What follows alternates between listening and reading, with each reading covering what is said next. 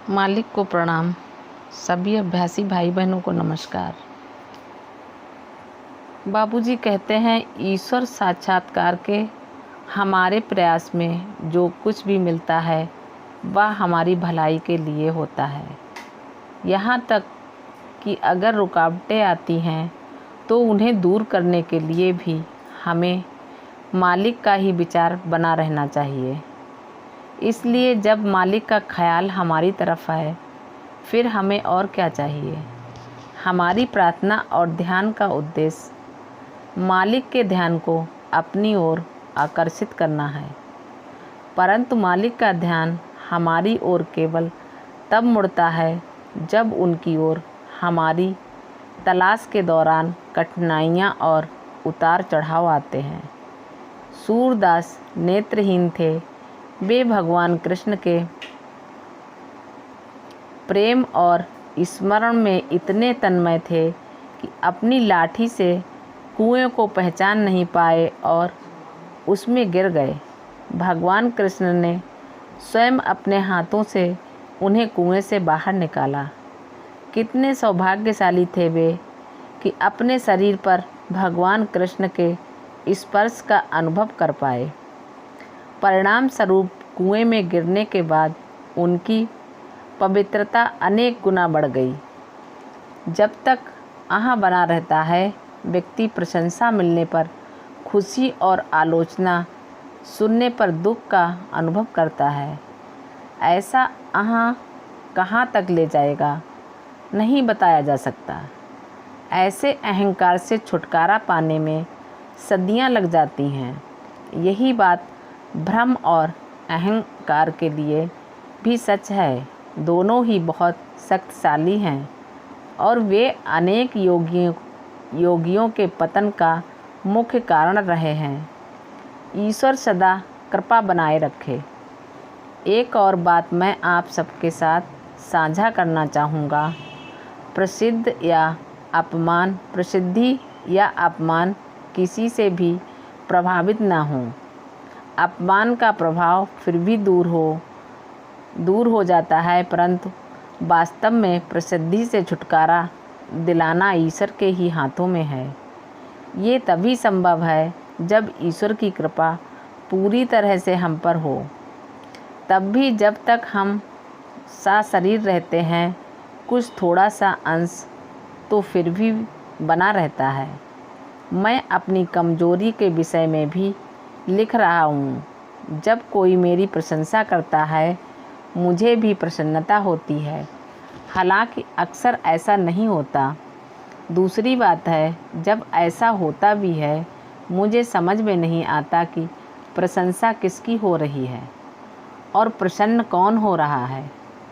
जब हम अपना अभ्यास शुरू करते हैं तब हम अपनी नज़र मालिक पर बनाए रखते हैं और ये संबंध शिष्य का बन जाता है। अब जब शिष्य भक्ति की डोर से खुद को इस हद तक अपने मालिक से बांध लेता है, तब मालिक इस बात को जानने लगते हैं कि कोई उन्हें स्मरण कर रहा है, अर्थात वे आपकी ओर अभिमुख होना शुरू हो जाते हैं। और जब वे अपना ध्यान आपकी ओर देना शुरू कर देते हैं, वहाँ क्या रहता है? जो वहाँ था उसकी वे परवाह नहीं करते। जो उनकी असली विशेषता है, वह असली चीज़ जो उन्हें मालिक बनाती है, अब आपकी ओर भी आना प्रारंभ हो जाती है और आपका स्वभाव भी कुछ उनके जैसा बनना शुरू हो जाता है। आप कह सकते हैं कि उनके गुण और विशेषताएं आप में भी विकसित होने लगी हैं।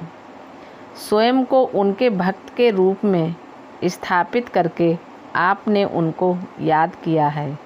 इसलिए जो भी आपका माल असवाब है वह भी उन तक पहुंचना आरंभ हो जाता है। आपकी संपत्ति यानी प्रेम, श्रद्धा और भक्ति उन तक पहुंचते हैं और यह प्रक्रिया इस हद तक जारी रहती है कि आप स्वयं को भूलना शुरू कर देते हैं। जब ऐसी दशा आ जाती है तो आपको ये अनुभव होता है कि अब मालिक स्वयं आपके विचार में हैं। इसी प्रकार कई दशाओं को समझा जा सकता है, जैसे कि आंतरिक कारण ये सभी चीज़ें उन्हीं से आती हुई प्रतीत होती हैं। इस प्रकार भक्ति का एक नया अध्याय खुल जाता है। आपने कई बार लिखा है कि शरीर पिघल कर बहने लगता है। मैं कुछ ऐसा लिख रहा हूँ जो इसका उपयुक्त स्पष्टीकरण हो सकता है। जब हम प्रेम और भक्ति के साथ अभ्यास करते हैं तो अतीत के सारे विचारों का प्रभाव हट जाता है, यहाँ तक कि शरीर के पुराने परमाणु भी निकल जाते हैं। उनके स्थान पे नए परमाणु बनना शुरू हो जाते हैं और जो प्रेम से ईश्वर की ओर अग्रसर हो रहे हैं, उनके परमाणुओं का रूपांतरण तदनुसार होता है। सच्चा प्रेम वह है जिसमें हमें ये आभास ही नहीं होता कि हम प्रेम करते हैं। जब ऐसी दशा विकसित होने लगती है तब हम असलियत में झांकने लगते हैं।